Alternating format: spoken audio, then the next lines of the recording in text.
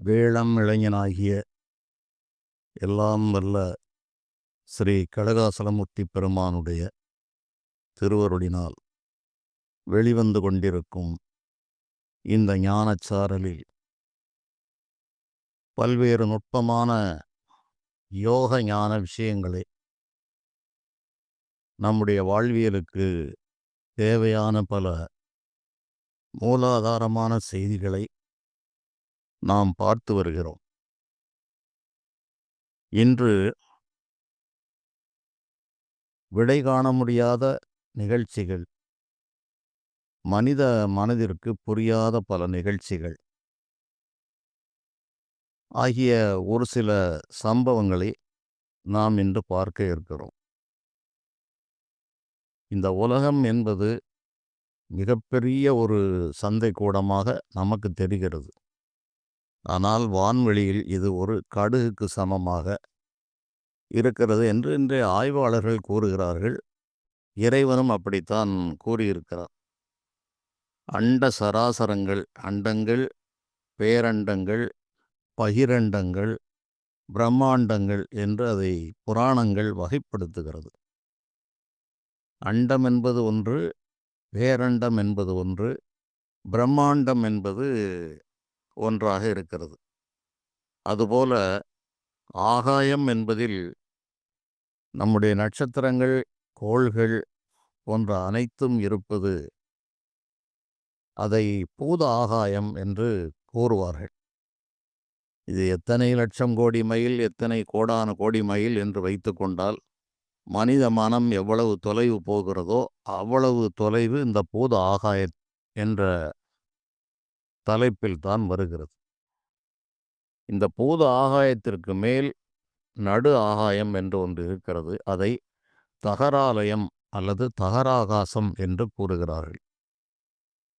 இந்த தகராகாசத்தில் வைகுண்டலோகம், பிரம்மலோகம் போன்ற பல உலகங்கள் இருப்பதாக ஞானிகள் கூறுகிறார்கள். இது புராண செய்திகள் மட்டுமல்ல, இது ஞானிகளாலும் சித்தர்களாலும் கூறப்பட்ட பரிபாஷையான விஷயங்கள். என்றால் பிரம்மா என்பது என்ன சக்தி, நாராயணன் என்பது என்ன சக்தி என்பதை அவர்கள் யோகத்தால் உணர்ந்து ஞானத்தால் அறிந்து கூறினார்கள். இவை மானிட உடலிலும் இருக்கிறது என்பதை நான் ஒவ்வொரு உரையிலும் வலியுறுத்தி கொண்டே வருகிறேன். முன்னோர்களெல்லாம் அதைத்தான் கூறினார்கள். இந்த இந்திரலோகம் வரை இருப்பது இந்த பூத ஆகாயத்தில் இருக்கிறது. ஆகவேதான் 33 தேவருக்கு அதிபதியே என்று பாடல்கள் வரும். 33 தேவர்கள் என்பதுவே ஒரு தத்துவார்த்த நிலையை 33 தத்துவங்கள் என்று கூறுவது உண்டு. இந்திரன் என்பது ஒரு பதவி, அதுவும் மாறிக்கொண்டே போகும் என்றெல்லாம் கூறுவதுண்டு. அந்த வானுலக வாசிகளும் மீண்டும் மண்ணுக்கு வருவார்கள் என்ற அடிப்படையில் இவையெல்லாம் இந்த பூத ஆகாயத்தோடு முடிந்து விடுகிறது. அதற்கு மேல் இருக்கிறது தகராகாயத்தில் பிரம்மலோகமும் விஷ்ணுலோகம் என்ற வைகுண்டமும் இருக்கிறது. அது மனித கற்பனைக்கும் எந்த விதமான ஊர்திகளும் சென்று அணுக முடியாத தொலைவில் அது இருக்கிறது. அதற்கு அப்பால் இருப்பது பரவெளி அல்லது பர ஆகாயம் என்று கூறப்படுகிறது. இந்த ஆகாயத்தில் 3 அடுக்குகள். இந்த பர ஆகாயத்திலிருந்து தான் அந்த இறைவன் என்று உருவமாக இன்று நாம் பல பல வடிவங்களில் சாதாரணமாக வைத்து வணங்கி கொண்டும் வழிபாடு செய்து கொண்டும் விழாக்கள் எடுத்துக்கொண்டும் இருக்கிற அந்த தெய்வ ஆற்றல் இந்த அண்டம் முழுவதும் பரவி இருக்கிறது. ஆனால் அதற்கு என்று ஒரு உற்பத்தி ஸ்தானம் அல்லது புறப்படும் இடம் என்று ஒன்று இருக்க வேண்டும். அது எங்கும் நிறைந்த பொருள். எங்கும் நிறைந்த பொருள் எல்லா இடத்திலும் ஒரே சீராக இருக்க முடியாது, இருப்பதில்லை. அதுதான் இந்த இறைவனுடைய நிர்வாக சூட்சுமம். அதனால்தான் ஆலயத்தில் சென்று நாம் வணங்குகிறோம். நம்மிடமும் இறைவன்தான் இருக்கிறார். அதை நம்மால் உணர முடியவில்லை என்ற காரணத்தால் ஆலயத்தில் சென்று அந்த வழிபாடுகளை நாம் செய்கிறோம். அங்கு அருள் சக்திகள் தேக்கி வைக்கப்பட்டிருக்கிறது. இதைப்போல இன்று சாதாரணமாக சொல்வார்கள் பரமசிவன் அதாவது பரசிவம், பரசக்தி என்று திருமூலர் பெருமான் அதை கூறுகிறார். ஆதிபரன், ஆதிபறை என்று அவர் கூறுவார். ஆதிபரன், பரன் என்றால் நிலையாக இருப்பவன், அறிவுமயமாக இருப்பவன் என்று பொருள். அந்த அம்பாளை பறை, ஆதிபறை என்று கூறுகிறார். பரன், பறை, இதை வைத்துத்தான் பரம்பரை என்று வந்தது. இந்த பரனிலிருந்தும் பறையிலிருந்தும் வந்தவைகள்தான் இந்த ஜனசமுத்திரங்கள். எண்ணற்ற வானுலகவாசிகள் அனைவருமே இந்த பரம்பரை சேர்ந்தவர்கள்தான். ஆகவே ஆதிபரன், ஆதிபறை என்று சிவபெருமானை திருமூலர் பெருமான் குறிப்பிடுகிறார். இதை சித்தர்கள் பரவெளி என்று கூறுகின்றார்கள். வெட்டவெளி என்றும் கூறுவார்கள். அது வெட்டவெளி என்றால் ஒன்றுமே இல்லாத ஒரு இடத்தை, அதாவது ஒளிமயமாக அலகிலா தன்மை, அதற்கு ஒரு எல்லை என்பதே இல்லாத ஒரு நிலையில் இருக்கிற ஒரு இடத்தை அந்த வெட்டவெளி என்று கூறுவார்கள். அது மெல்ல மெல்ல செயல்படத் தொடங்குகின்ற இடம் தகராகாயம், அதன் பிறகு பூதாகாயம். இது மீண்டும் மீண்டும் அது சுற்றி கொண்டே வரும். பூதாகாயத்திலிருந்து போனால் மீண்டும் பராகாயத்திற்கு செல்லும், பராகாயத்திலிருந்து தகராகாயத்திற்கு வரும், அதிலிருந்து பூதாகாயத்திற்கு வரும். இது ஒரு வட்டம், ஒரு சர்க்கிளாக செயல்பட்டு கொண்டிருக்கும். இப்படிப்பட்ட நுணுக்கமான, நுட்பமான, வாக்கிற்கும் மனதிற்கும் எட்டாத இறைவனைத்தான் நாம் பலவிதமான நாம ரூபங்களில் வழிபாடு செய்து கொண்டு வருகிறோம். இப்படிப்பட்ட இறைவன் நிர்வாக வசதிக்காக தன்னுடைய அளப்பரிய ஆற்றலை மிக மிக அதற்கு வார்த்தையே இல்லை, அந்த அளவு குறைத்து கொண்டு மனிதர்களோடு அவர் விளையாடுகிறார். இவர்கள் செய்கின்ற பூஜைகளை ஏற்கிறார். இந்த மண்ணுலகத்தையும் விண்ணையும் மண்ணையும் அவர் நிர்வாகம் செய்வதற்கு பல சக்திகளை நியமித்திருக்கிறார். அவர் உருவம் தாங்கி வரும்போது பலவிதமான பெயர்களிலே வருகிறார். அதில் எந்த விதமான பேதங்களும் இல்லை என்பது அறிவார்ந்த ஞானிகளுடைய முடிவு. பேதம் பார்ப்பது மனித மனம். இருக்கிற ஆற்றலிலே பேதம் என்பது ஒருபோதும் இல்லை. அப்படி இந்த ஆதிபரன், ஆதிபறை என்கிற அந்த பரசிவம் வெட்டவெளியாக இருக்கிற ஒரு காரணத்தால் அதில் வேறு ஒரு பொருளற்ற ஒரு நிலை, அதைத்தான் வெட்டவெளி என்று கூறினார்கள். வெட்டவெளி தன்னை மெய்யென்றிருப்போர்க்கு பட்டயம் ஏதுக்கடி குதம்பாய் பட்டயம் ஏதுக்கடி என்று சித்தர்கள் பாடல் கூறுகிறது.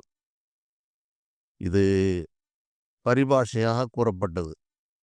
வெட்டவெளிதான் உண்மை என்று இருப்பவர்களுக்கு இந்த பரிசு பட்டயங்களெல்லாம் எதுக்கு என்ற பொருளிலே இது பொருள் படுகிறது. ஆனால் இதில் பல உண்மை பொருள்கள் இருக்கிறது. நம்மை பொறுத்தளவில் நான் என்றால் இந்த உடம்பை நாம் நினைக்கிறோம். ஞான முதிர்ச்சி பெற்றவர்கள் ஜீவாத்மா என்றும் தன்னை ஒளி தேகி என்றும் அவர்கள் நினைக்கிறார்கள். அது வெட்ட வெளியான இறைவனுடைய தொடர்பிலே இருக்கிறது என்ற உண்மையை அவர்கள் உணர்ந்தார்கள். ஆகவே வெட்ட வெளிதான் எனக்கு என்னுடைய சொரூபம் என்று உணர்ந்த ஞானிகளுக்கு பட்ட அயம் ஏதுக்கடி, பட்டு போனால் வெந்து போனது என்று ஒரு பொருள். அயம் என்பது இரும்பு என்ற ஒரு பொருளிலே வரும். அயச்செந்தூரம் என்று சித்த வைத்தியத்தில் கூறுவதுண்டு. அயச்செந்தூரம், அயகாந்த செந்தூரம் என்றெல்லாம் இருக்கிறது. இந்த இரத்த சோகை உடையவர்களுக்கு இரும்பு சத்து, இந்த அயன் டானிக் என்று நாம் கொடுப்பது போல அந்த காலங்களில் சித்த மருத்துவர்கள் அயச்செந்தூரம் என்று கொடுப்பார்கள். எனக்கு ஒரு உடம்பு மாமிச தேகம் என்று ஒன்று இருந்தால் இது போன்ற அயச்செந்தூரம், அயகாந்த செந்தூரம் என்றெல்லாம் எனக்கு தேவைப்படும். பட்ட அயங்கள், அதாவது அந்த இரும்பை பஸ்வமாக்கி அதை செந்தூரமாக்கி பஸ்வமாக்குதல், செந்தூரமாக்குதல், இவையெல்லாம் எனக்கு தேவையில்லை. வெட்ட வெளிதான் என்னுடைய வடிவு என்று தெரிந்தவருக்கு இந்த பட்டயத்தால் பயனில்லை. இப்படி சித்தர் பாடல்கள் அநேகமாக இருக்கிறது, நிறைய இருக்கிறது. காலம் வரும்போது அதை நான் கூறுகிறேன். அவ்வளவு ஒரு சிறந்த ஒரு நிலை அந்த வெட்டவெளி நிலை. என்று கூறப்படுகிறது. அதை ஞானிகள் இருக்கின்ற இடத்திலிருந்து எந்த விதமான எத்தனை விரைவு பெற்ற ஒரு மனித கண்டுபிடிப்புகள், ராக்கெட்டுகள் போக முடியாத அந்த தொலைவுள்ள அந்த வெட்ட வெளியை சிரசுக்கு மேலே கண்டுவிடுகிறார்கள் ஞானிகள். அதுதான் இறைவன் செய்த மிகப்பெரிய ஒரு நிர்வாக சூட்சுமம். அங்கு சென்றுதான் காண வேண்டும் என்றெல்லாம் வைக்கவில்லை. எங்கும் நிறைந்த ஒரு பொருளை எங்கிருந்தும் பார்க்கலாம். எல்லாம் சற்று கேட்பதற்கு கடினமாக இருக்கும். இதற்கு பிறகு நான் சொல்லக்கூடிய செய்திகள் உங்களுக்கு நிச்சயமாக அந்த புதிரை அவிழ்க்கின்ற விதமாக இருக்கும். இந்த நிலையில் இருந்து யோசிக்கிற காரணத்தால் பலர் கூறுகிறார்கள், ஐயா நீங்கள் கூறுவது நன்றாக இருக்கிறது, ஆனால் புரிந்து கொள்வதற்கும் கடைப்பிடிப்பதற்கும் கடினமாக இருக்கிறது என்று ஒரு சிலர் என்னிடம் கூறியது உண்டு. இன்றல்ல, நான் தனியாக உரையாடும் போதே பலர் அதை கூறுவார்கள். காரணம் என்ன என்றால், என் மனம் எந்த அடுக்கில் இயங்குகிறதோ அந்த அடுக்கை வைத்துக்கொண்டு நான் இவற்றை விளக்க வேண்டும் என்று நினைக்கிற காரணத்தால் அந்த மூல ரகசியங்களை ஓரளவுக்கு சொல்லிவிட்டு சாமானிய விஷயங்களை பின்னால் சொல்லலாம் என்று நான் கூறுகிறேன். அதனால் இவ்வளவு பெரிய பேராற்றல் ஒரு உருத்தாங்கி வந்து இந்த உலகத்தை நிர்வகிப்பதற்கு பல சக்திகளை வைத்திருக்கிறது. அது ஒன்றல்ல, இரண்டல்ல, கணக்கில்லாத சக்திகள் அனைவரையும் கண்காணிக்கிறது. இந்த நிர்வாகமெல்லாம் எப்படி நடக்கிறது என்றால், கதிர்வீச்சுகள் மூலமாக, அணுக்கள் மூலமாக, காந்த சக்திகள் மூலமாக இந்த நிர்வாகங்கள் செய்யப்படுகிறது. அந்த காந்த சக்திகளும் அணு சக்திகளும் உருத்தாங்கியும் வந்து செய்கிறது. அது உருவமாய் அருவமாய், உருவாய் அருவாய் உளதாய் இலதாய் என்றெல்லாம் அருணகிரி பெருமான் கூறுகிறார். உருவமாகவும் அருவமாகவும் இறைவன் விளையாடி கொண்டிருக்கிறார். அந்த அரூப நிலை பெற்றவர்கள் மானிடனே இறந்து போனால் ஆவி என்ற அரூப நிலைக்கு செல்கிறான். அவனுக்கு ரூபம் இல்லாமல் போய்விடுகிறது. அந்த அரூப நிலையில் வாழ்கின்றவர்கள் இந்த பூத ஆகாயத்தில் தான் இந்த அனைத்து விவகாரங்களும் இருக்கிறது. இதை தாண்டி சாமானிய மனிதர்கள் போவது அரிது. இந்த பூத ஆகாயத்திற்குள், அதிலும் மண்ணுக்குள்ளே இருந்து கொண்டுதான் அனைத்தையும் சர்ச்சைகளும் விவாதங்களும், இதில் தான் இறைவனை பற்றி முடிவெடுக்கிற செயல்களும் நடக்கிறது. ஆனால் நமக்கு இறைவன் கொடுத்திருக்கிற ஒரு மிகச்சிறிய ஒரு அந்த மன ஆற்றலை வைத்து அந்த இறைவனை ஒரு காலம் நாம் இப்படித்தான் என்று எடை போட்டுவிட முடியாது. இந்த குறைந்த அறிவை கொண்டு நாம் பார்க்கிற காரணத்தால் பல விஷயங்களுக்கு நமக்கு விடை வழங்கவில்லை. அனைத்திற்கும் இறைவன் மிகப்பெரிய தொழில்நுட்பம் வைத்திருக்கிறார் என்று மட்டும்தான் கூற முடியுமே தவிர, அது ஒவ்வொன்றையும் பகுத்து பார்த்து ஆராய்வதற்கு எத்தனை கோடி பிறவி எடுத்தாலும் இயலாது என்ற ஒரு பதில்தான் தர முடியும். ஆரறிவார் எங்கள் அண்ணல் பெருமையை, ஆரறிவார் அதன் நீளமும் அகலமும், வேர் அறியாத பெருஞ்சுடர் ஒன்றதின் வேரறியாமை விளம்புகின்றேனே என்று மகா ஞானியான திருமூலர் பெருமான் நந்தியினுடைய அவதாரமாக மண்ணிலே வந்து தமிழ் மறை செய்த அந்த ஞானாசிரியர் கூறுகிறார். அண்ணலாகிய சிவபெருமானுடைய பெருமையை யார் அறிவார் எங்கள் அண்ணல் பெருமையை, யார் அறிவார் அதன் அகலமும் நீளமும், அதனுடைய பரப்பு எல்லை என்பது எவராலும் அறிய முடியாத ஒன்று. பேரறியாத பெருஞ்சுடர், அதற்கு இன்னதுதான் பெயர் என்று அறிய முடியாத பெருஞ்சுடர், ஒளி பிரவாகம் என்று கூறிவிடுகிறார். அதனுடைய வேரறியாமை விளம்புகின்றேனே. இந்த நிலையிலிருந்து நான் வந்திருந்தாலும் கூட அந்த எல்லையில்லாத அந்த பரம்பொருள், ஒளிவடிவாக இருக்கிற பரம்பொருளுடைய மூலம் எது என்பதை என்னால் அறிந்து கொள்ள முடியவில்லை என்று மனிதர்களாகிய நமக்கு அவர் கூறுகிறார். அப்படிப்பட்ட ஆற்றலாளன் இந்த மண்ணிலே செய்கின்ற செயல்களெல்லாம் அவருடைய நிர்வாகிகளுடைய பொறுப்பிலே பல செயல்களை அவர் விட்டு விடுகிறார். இவற்றை நன்கு ஆராய்ந்து பார்த்தால் புரிந்துவிடும். அரசாங்கம் என்பது ஒரு அரசர் என்பவரோ அமைச்சர் என்பவரோ இருப்பார். அனைத்து செயல்களும் அவருடைய உத்தரவின் கீழ் நடக்குமே தவிர எல்லா செயல்களுக்கும் அவர் வருவார் என்று மனித நிர்வாகத்திலே இல்லை. அதைப்போல இறைவனுடைய நிர்வாகத்தில் பல சக்திகள் செயல்படுகிறது. அந்த பல சக்திகளில் சிலவற்றை தெரிந்து கொண்டு வைத்துக்கொண்டு இதற்கு மேல் ஒன்றும் இல்லை என்று நினைப்பது மனித மனத்தினுடைய அறியாமை, இறைவன் வைத்த ஒரு மாயை. இதனால் இவர்கள் இதற்கு மேல் ஒன்று இல்லை என்று முடிவுக்கு அநேகர் வந்து விடுகிறார்கள். சின்ன சின்ன செயல்கள் நடைபெற்றவுடன் இது இதனுடைய பலம், இதனுடைய முழு சக்தியும் இவ்வளவுதான் என்று மனிதன் அவனவனுக்கு தோன்றியபடி கற்பனை செய்து கொள்ளுகிறான். ஆகவே எவராலும் முடிவு செய்யப்பட முடியாத அந்த இறைவன் தங்களுடைய நிர்வாகிகள் மூலமாக இயற்றுகின்ற பல செயல்களுக்கு நம்மால் விடை காண முடியவில்லை. அவ்வாறு கீழ்மட்டத்தில் இறங்கி இந்த மண்ணிலே நடக்கின்ற செயல் என்பது இறைவனோடு ஒப்பிடும்போது மிக மிக சாதாரணம். அது ஒரு வெகு வெகு ஒரு சுலபமான ஒரு ஒரு மிக எளிமையான ஒரு விஷயம் என்று சொல்லலாம். அந்த அடிப்படையில் பல கேள்விகளுக்கு நமக்கு விடை தெரிவதில்லை. அதனால் அவற்றை நாம் நிரூபணம் இல்லாததால் அது அறிவியலுக்கு ஏற்றதல்ல என்று மனிதர்கள் தள்ளுகிறார்கள். ஞானிகளை பொறுத்தளவில் மனிதனுடைய அறிவியல் என்பது மிக மிக குறைந்தது. 1% கூட இல்லாமல் 0.5 என்ற அளவில் வேண்டுமானால் கூறலாம். அந்த அளவோடு முடிந்து போகிறது. இறைவனுடைய விஞ்ஞானமோ மெய்ஞானமும் விஞ்ஞானமும் கலந்த அந்த ஒரு தெய்வீக ஞானம் இருக்கிறதே, அதற்கு எல்லையே இல்லை. எத்தனை கோடி பிறவி எடுத்தாலும் அதை ஆய்ந்து அறிய முடியாது. அப்படி இந்த மனித அறிவுக்கு உட்படாத செயல்கள் இந்த மண்ணிலே நடக்கிறது. அதற்கு விடை தெரியவில்லை. எல்லாருக்கும் ஒன்று போல் நடந்து விடுகிறதா என்றாலும் இல்லை. அதுதான் இறைவனுடைய நிர்வாகம். இறைவனுடைய நிர்வாகத்தில் நிலையான விதிகள், மாறும் விதிகள், அவ்வப்பொழுது வரும் திடீர் உத்தரவுகள், திடீர் மாற்ற விதிகள் என்று பல சட்ட புத்தகத்தை படித்தால் கணக்கில்லாத புத்தகங்கள் இருக்கிறது. விதி, விதிவிலக்கு, ஜோதிட சாஸ்திரத்திலும் கூட விதி, விதிவிலக்கு என்று பல விஷயங்கள் கூறப்பட்டிருக்கும். விதி இப்படியே, ஆனால் இந்தந்த கிரகங்கள் இப்படி இருந்தால் அதனுடைய தீய கதிர்கள் மாறிவிடும், அதனுடைய தீய தன்மைகள் மாறும் என்றெல்லாம் கணக்கில்லாத விதிவிலக்குகள் கொடுக்கப்பட்டிருக்கிறது.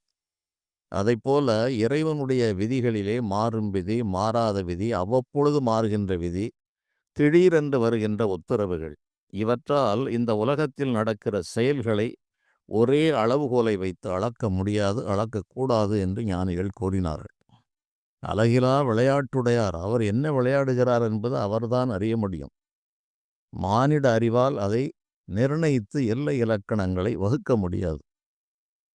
வெகு காலங்களுக்கு முன்னால் ஒரு ஆலயம், அந்த ஆலயத்திலே ஒரு முக்கியமான ஒரு திருப்பணி, அந்த திருப்பணியை ஏற்றுக்கொண்டவர்கள் மிகுந்த ஒரு தனவசதி மிக்க ஒரு செல்வ குடும்பத்தை சேர்ந்தவர்கள். அந்த திருப்பணிகள் எல்லாம் பெரிய பொருள் செலவில் நடந்தது. அந்த திருப்பணி நிறைவு செய்து அதற்கான பூஜை வழிபாடுகள் முடியும் போது அந்த தீபாராதனை காட்டிக் கொண்டிருந்த அந்த அர்ச்சகர் அந்த இடத்திலே அப்படியே அவருடைய உயிர் பிரிந்தது. செயல்களெல்லாம் முடிந்தது. முடிந்து நிறைவுறுகிற சமயத்தில் அந்த அர்ச்சகர் உயிர் இழந்தார். இது அனைவரையும் அதிர்ச்சியில் ஆழ்த்தியது. என்ன செய்தவர் நல்ல எண்ணத்தோடு தான் செய்திருக்கிறார். அனைவரும் நல்ல எண்ணத்தோடு தான் செய்திருக்கிறார்கள். ஆனாலும் அவருடைய உயிர் அங்கே பிரிந்தது. அதன் பிறகு அந்த செயல்களை ஏற்று செய்தவருடைய குடும்பத்தில் குறுகிய காலத்தில் அடுத்தடுத்து அகால மரணங்களாக 3 மரணங்கள் நிகழ்ந்தது. காரணகாரியமே இல்லை. தொடர்ச்சியான மரணங்கள், குறைந்த கால இடைவெளியில் மரணங்கள். இவற்றிற்கு மானிட அறிவால் விடை காண முடியாது. மானிட நிலையில் பார்த்தால் இது ஒரு தண்டனை போல தான் தெரியும். ஏனென்றால் பெற்றவ ஒன்றை இழப்பது என்பது மிக வருத்தத்திற்குரிய ஒரு நிலையாக மானிட நிலையில் இருக்கிறது. ஞானம் என்று வந்தால் நாம் எதையும் பெறவில்லை, இழக்கவும் இல்லை என்பது தெரியும். அந்த நிலை வருவது கடினம். பொதுவாகவே நான் கூறுவது இவையெல்லாம் ஒரு செய்தி மாத்திரமாகத்தான் நான் கூறுகிறேனே தவிர இதை அப்படியே அனைவரும் கடைப்பிடித்து விடுங்கள் என்று எந்த காலத்திலும் நான் யாருக்கும் கூறியதில்லை.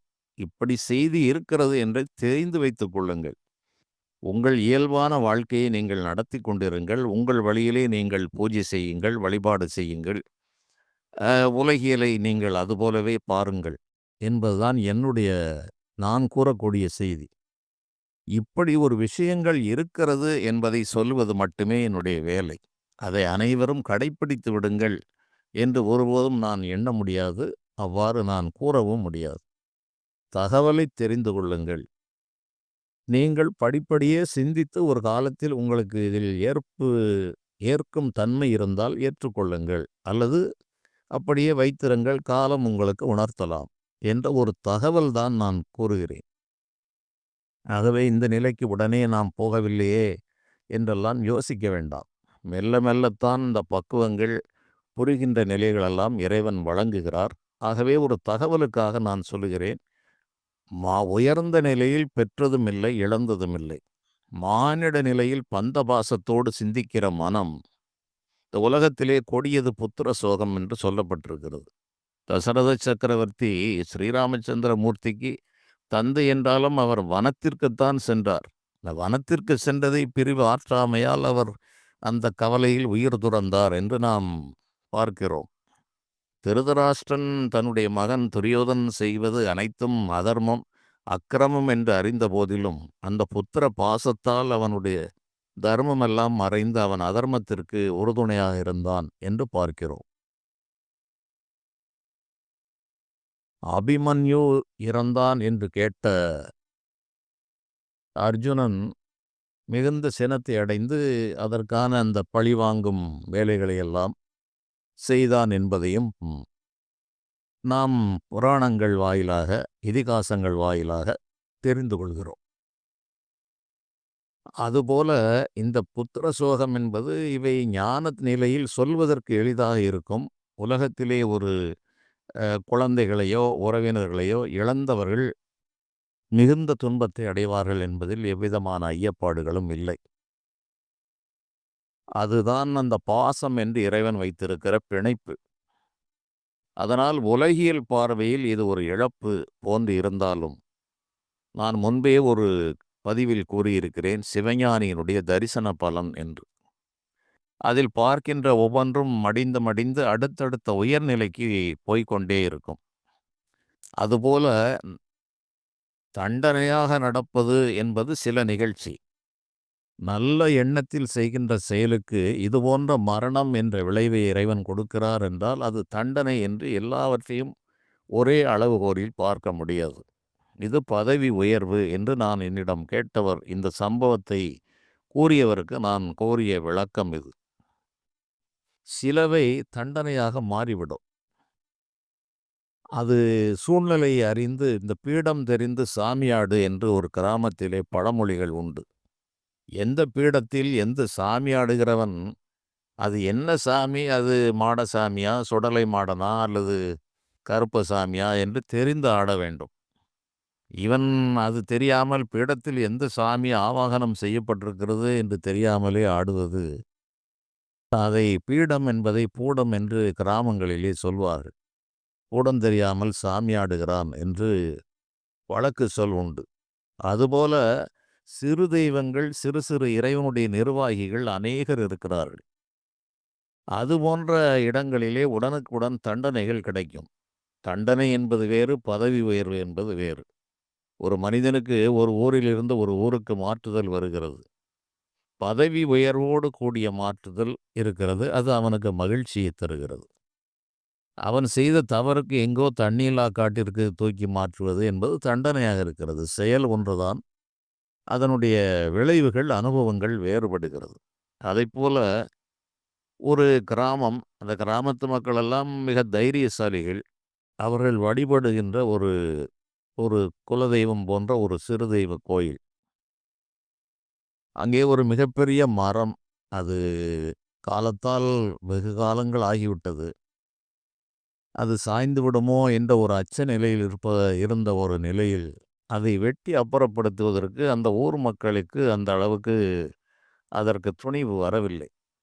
ஏனென்றால் அது ஆலயத்தை சார்ந்த ஒரு மரமாக இருக்கிறது. இதை எப்படி அப்புறப்படுத்துவது என்பதில் அனைவருக்குமே ஒரு தயக்கம் இருந்திருக்கிறது. இந்த நிலையில் ஊழ்வினையால் தூண்டப்பட்ட ஒரு பக்கத்து கிராமத்தைச் சேர்ந்த ஒரு நபர், இதை நான் ஏலம் எடுத்துக் கொள்கிறேன் என்று அவர் அதற்கு சம்மதம் தெரிவித்து, அந்த நபரும் ஒரு நடுத்தர வயது உடையவர். அவர் பல தொழில்களை செய்து கொஞ்சம் வசதி வாய்ப்போடு இருக்கிறார். அவருக்கு இந்த காலம் ஊழ்வினை அவரை அவ்வாறு தூண்டுகிறது. அந்த ஊர்க்காரர்களே ஒரு செய்வதற்கு யோசிக்கிற ஒரு விஷயத்தை இவர் நம்மை என்ன செய்துவிட முடியும்? ஏனென்றால் இவரிடம் சற்று பண வசதி அப்போது அதிகமாக இருந்த காரணத்தால், இதை நாமே செய்து விடலாம் என்று இந்த மரத்தை இவர் ஏலம் எடுத்ததாக எனக்கு தகவல் கூறினார்கள். ஏலத்தை எடுத்து சரி, ஏலம் எடுத்த மரத்தை வெட்டி வெளியே தான் கொண்டு செல்ல வேண்டும். அதற்கு இவர் ஆட்களை எல்லாம் நியமித்துவிட்டு, மறுநாள் ஒரு சாவகாசமாக அது ஒரு சின்ன கிராமம். பிரதான சாலையே ஒரு சாதாரண சாலை. அதிலிருந்தும் உள்ளே செல்ல வேண்டிய ஒரு இடம். அது ஒரு மண் ரோடு. செம்மண் ரோடு. நன்றாக ஒரு நல்ல ரோடு தான். அதில் எந்த விதமான போக்குவரத்துகளும் கிடையாது. அதில் விபத்து நேர்வதற்கு சாத்தியக்கூறுகளே இல்லை. அந்த நிலையில் அவர் அங்கே பார்வையிடுவதற்காக அவர் சென்றிருக்கிறார். ஆலயத்திற்கு பல அடிகள் தொலைவிலே வண்டி எதிர்பாராமல் சறுக்கியது. சறுக்கியவுடன் எதிரி எந்த நபர்களும் இல்லை. ஏனென்றால் மிகச்சிறிய ஒரு ஊர். சறுக்கி விழுந்ததில் தலையில் அடிபட்டது. பிறகு சற்று நேரம் கழித்து ஆட்கள் வந்து பார்த்தால் இவர் அடிபட்டு கிடக்கிறார். மருத்துவமனைக்கு கொண்டு சென்றார்கள். ஓரிரு நாள்கள் பார்த்தார்கள். அதன் பிறகு ஒன்றும் முடியவில்லை. அந்த நபர் அப்படியே இறந்தவர். அவர் கதை முடிந்தது. இதற்கு என்ன விளக்கம் தர முடியும் என்று சிலர் கேட்டதெல்லாம் உண்டு. போது நான் கூறினேன், இறைவனுடைய நிர்வாகத்தில் பலதரப்பட்ட சக்திகள் இருக்கிறது. சிலவற்றை தெரிந்து கையாள வேண்டும். பதவி உயர்வாக சில திருப்பணிகள் செய்தவர்கள் இறந்து போவார்கள் என்ற ஒரு எண்ணம் பலருக்கு உண்டு. ஆகவே ஆலய திருப்பணிகளிலே எனக்கே அப்படி சொன்னவர்களெல்லாம் உண்டு. நீங்கள் ஆலய திருப்பணியிலே தீவிரமாக இறங்கி செய்கிறீர்கள். வயது வேறு, நடுத்தர வயதிலே பல காலங்களுக்கு முன்பு சொல்லப்பட்டது. நடுத்தர வயதில் இருக்கிறீர்கள், உயிர் அபாயம் வந்துவிடும் என்று என்னை கூறியவர்கள். அது ஒரு அக்கறையோடு கூடிய ஒரு எச்சரிக்கை. அப்போது நான் சொன்னேன், ஐயா, பிறந்தவன் என்றாலும் ஒன்றேனும் ஒரு நாள் இறந்துதான் ஆக வேண்டும். எனக்கு இறப்பு எப்போது என்பது முருகப்பெருமானுடைய கையில் இருக்கிறது. எத்தனை இருந்தாலும் 100க்கு இருந்தாலும் கூற்றுக்கு இறை என்று கூறுவார்கள். 100 வயதும் இருந்தாலும் 100 வயதுக்கு பிறகு கூற்றுவனுக்கு இரையாகித்தான் ஆக வேண்டும்.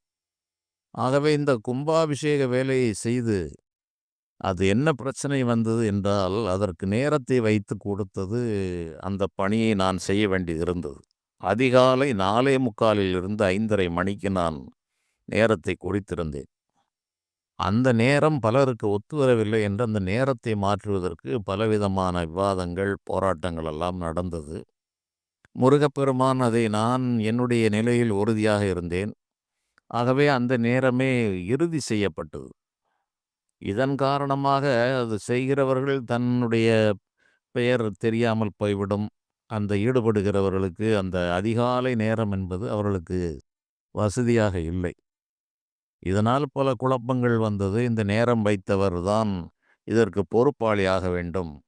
அதில் ஏதேனும் அசம்பாவிதம் நடந்துவிடும் என்றெல்லாம் பலவிதமான செய்திகள் பரவலாக பேசப்பட்டது. அந்த நிலையில் இவர் கூறிய எச்சரிக்கைக்கு நான் கூறினேன், அந்த அதிகாலை நேரம் 4:45 மணி, பல ஆயிரம் மக்கள் திரண்டிருக்கிற நேரத்திலே முருகப்பெருமானுடைய சந்நிதியில் என்னுடைய உயிர் போகுமானால் இந்த ஊர் உள்ளளவும் என் பெயர் நிலைத்திருக்கும். ஆகவே எனக்கு அது ஒரு பதவி உயர்வு என்றுதான் நான் நினைக்கிறேன். என்றோ ஒரு நாள் நோயிலே நொடியிலே நொந்து இந்த உடம்பை விட்டு உயிர் போவதை விட, இப்படி போனால் நான் உண்மையிலே பாக்கியசாலி என்று கேட்ட அனைவருக்கும் இதே பதிலை கூறினேன். அதில் சம்பந்தப்பட்டவருக்கும் இதுபோல செய்திகள் எல்லாம் வந்தது. இதை நாள் வைத்த இவர்தான் இதற்கு பொறுப்பெடுக்க வேண்டும். அவர் என்னிடம் கோரினார். அதெல்லாம் ஒன்றுமில்லை, ஒன்றும் நடக்காது. அப்படி நடந்தால் எனக்கு நடக்கட்டும், நான் பார்த்துக் கொள்கிறேன். என்றோ போகிற உயிர் இன்று போகட்டும். அதனால் ஒன்றும் பெரிய குறை வந்து விடாது என்று கூறினேன். முருகப்பெருமானுடைய அருள் பரிபூரணமாக இருந்த காரணத்தால் ஒரு குண்டூசி அளவு எவனுக்கும் காயமில்லாமல், எவருக்கும் காயமில்லாமல் அந்த செயல் நடந்து முடிந்தது. ஏனென்றால் அது இறைவனுடைய உத்தரவின் பேரில் நடக்கிற ஒரு செயல். நான் என்ற ஆணவத்திலோ, அகம்பாவத்திலோ, அகங்காரத்திலோ செயல்பட்டால் இடையூறுகள் வரலாம். ஆனால் அப்படி எந்த விதமான ஒரு நிலையும் எனக்கு இல்லை. இறைவனுடைய உத்தரவை நான் செய்தேன். ஆகவே முருகப்பெருமான் எனக்கு அவ்வப்பொழுது அதற்கான உத்தரவை நல்கிக் கொண்டே இருந்த காரணத்தால் என்னால் அந்த அளவு அதை உறுதிபட கூற முடிந்தது. அதை மீறி எப்பொழுதானாலும் இந்த உடம்பை விட்டு உயிர் ஒரு நாள் போகத்தான் செய்யப் போகிறது. அதற்காக நாம் வருந்த வேண்டிய அவசியமில்லை. அது இதுபோன்ற ஒரு நிலையில் போவது என்றால் மிகப்பெரிய ஒரு மகிழ்ச்சியோடு ஏற்றுக்கொள்ளலாம். ஆனால் வாழ வேண்டும் என்று எண்ணுகிற மனிதர்களுக்கு பல நியதிகள், கட்டுப்பாடுகள் எல்லாம் இருக்கிறது. ஆகவேதான் நான் இந்த சம்பவங்களை 2 வேறுபட்ட சம்பவங்களை கூறுகிறேன். ஒன்று பதவி உயர்வு. ஒன்று சில விஷயங்களில் ஆணவத்தோடு செயல்படும்போது அந்த சிறு தெய்வங்களுக்கென்று சில ஆற்றல்கள் எல்லாம் இருக்கிறது. அந்த ஆற்றலை பயன்படுத்தி அவர்களை தண்டிக்கிறது. இவை யாருமே செய்ய முன்வராத நிலையில் இவன் வருகிறானே, இவனுக்கு ஒரு பிரேக் கொடுக்க வேண்டும் என்று இவ்வாறெல்லாம் பல செயல்கள் இறைவனுடைய நிர்வாகத்தில் அன்றும் இன்றும் என்றும் நடந்து கொண்டே இருக்கிறது. இவற்றை சொல்ல வேண்டுமென்றால் நிறைய உதாரணங்கள் சொல்லிக்கொண்டே போகலாம். கேட்கின்ற உங்களுடைய கவனத்திற்கு எட்டிய பல விஷயங்களும் இவ்வாறு நிறைய இருக்கலாம். ஆனால் நான் கூறுவது இறைவனுடைய நிர்வாகத்தை முழுமையாக நம்முடைய மனித மனதால் புரிந்து கொள்ள முடியாது. ஒரே அளவுகோலை வைத்து அனைத்தையும் அளந்து கொள்ளக்கூடாது. ஜோதிடத்திலும் அப்படித்தான். பல சாஸ்திரங்கள் இருக்கிறது. சகுன சாஸ்திரம், நிமித்த சாஸ்திரம், விருட்ச சாஸ்திரம், மனையடி சாஸ்திரம் என்று பல சாஸ்திரங்கள் இருக்கிறது. இதில் இந்த சகுன சாஸ்திரம் என்பது பறவைகளால் ஏற்படுவது சகுன சாஸ்திரம் என்று கூறுவார்கள். அதாவது கருடன், பருந்து, கோழி, ஆந்தை, காகம் இவற்றால் ஏற்படுவது சகுனம். இந்த விறகு சுமந்து வருதல், எண்ணெய் குடம் வருதல், அழுக்கு துணி வருவது, எருமை மாடு வருவது, கழுதை வருவது, இது போன்ற உயிரினங்களால் வருவது நிமித்தம். தும்மல் விழுவது, தூறல் விழுவது என்றெல்லாம் ஜோதிடத்திலே சொல்லப்பட்டிருக்கிறது. இவற்றை நிமித்தம் என்று கூறுவார்கள். நிமித்திகன் என்றெல்லாம் அந்த காலங்களிலே இருந்திருக்கிறார்கள். வானிலே மின்னல் வெட்டுவது, பெரிய இடி முழக்கங்கள் கேட்பது, இவற்றை துர்நிமித்தங்கள், நன்னிமித்தம், துர்நிமித்தம் என்று இருக்கிறது. சகுனங்களில் நற்சகுனம், துர்சகுனம் என்றும் இருக்கிறது. காகம் எப்படி சென்றால் அது நன்மையை தரும், வெற்றியை தரும். கருடன் எப்படி? கருட தரிசனம் என்பது எல்லோருக்கும் ஒன்று போல் அல்ல. கருடன் இடமாகச் செல்ல வேண்டும். காகம் வலமாகச் செல்ல வேண்டும் என்று சகுன சாஸ்திரம் கூறுகிறது. கருடன் வட்டமிடுதல் என்பது வேறு. நாம் செல்லுகின்ற போது நமக்கு காகம் வலப்புறமாகவும் கருடன் இடப்புறமாகவும் செல்ல வேண்டும் என்று விதி இருக்கிறது. இதற்கு மாறுபட்ட திசையில் சென்றால் அந்த காரியத்தை சகுனம் அறிந்தவர்கள் யோசித்து செய்ய வேண்டும் என்பது ஒரு நிலை. இதுபோலவே நிமித்தங்களிலும் பல இருக்கிறது. இவையெல்லாம் ஒரு சாமானிய நிலை. அதைப்போல பல விஷயங்களும் இருக்கிறது. இந்த விஷயங்களை அனைவருக்கும் இதுதான் சட்டம் என்று பொருத்துவது ஏற்புடையதல்ல. ஒரு மனிதனுக்கு சரியில்லாதது ஒரு மனிதனுக்கு சரியாக இருக்கும். ஆகவே இதனுடைய தராதரங்களை, இதனுடைய நுணுக்கங்களை புரிந்து கொண்டுதான் எந்த ஒரு விஷயங்களையும் மனிதர்கள் கடைப்பிடித்து கொள்ள வேண்டும். நான் ஒன்று கூறுகிறேன் என்றால் அது என்னுடைய அனுபவமாக இருக்கும். அதற்கு காலமும் தேசமும் நேரமும் ஒத்துழைப்பு இருந்தால் நடக்குமே தவிர இறைவனுடைய கண்காணிப்பை மீறி எந்த செயலும் நடந்துவிடாது.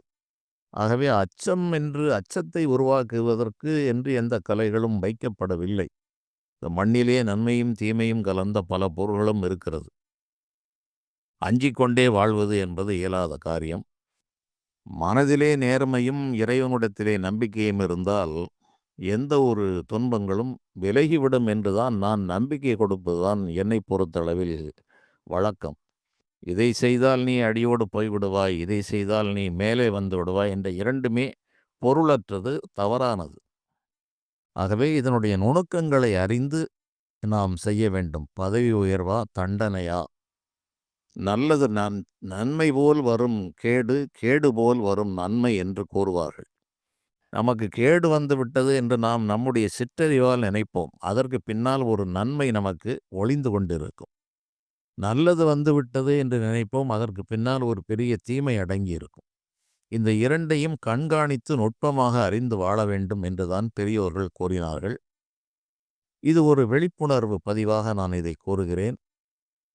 மீண்டும் இது போன்ற செய்திகளை பார்க்கலாம். நன்றி.